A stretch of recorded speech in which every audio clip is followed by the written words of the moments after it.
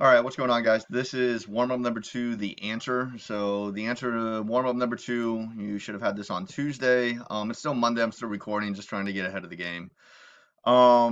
Great job. First period, almost all of you guys have already uploaded warm-up number one, which is great. Seventh period, you haven't really done it, but I'm assuming you guys are following the schedule that the school sent out, and seventh period is the end of the day. But we'll see. Going from there. Let's go ahead. Let's end up solving this problem really quick. All right.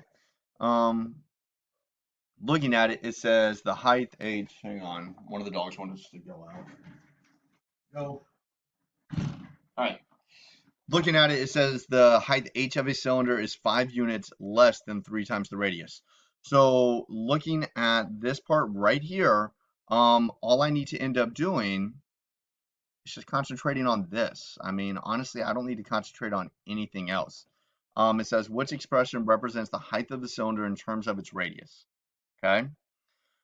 It says 5 units less than. All right. And then it says 3 times its radius. So I know 3r because I'm going to be multiplying. All right. I'm multiplying. So 3r. Then it says 5 units less than. So I'm taking 5 away from it. Okay. Oh my God. You guys. Go. Whiny. All right. Then I'm taking 5 away from it. That's going to end up being my answer. So 3r minus 5. It says over here, it says the height h, okay, of a cylinder is this. They want that part of it, okay? They want that part because it even says down here at the bottom in terms of its radius, okay? That's going to end up being my final answer. That's the only answer there is in this one. All right. Hopefully you guys ended up doing that. Oh, another key thing. It says the word is. That means equals. Is. Key term is. Is. All right. That's it, guys. I'll end up chatting with you tomorrow. I'll do warm up number 3.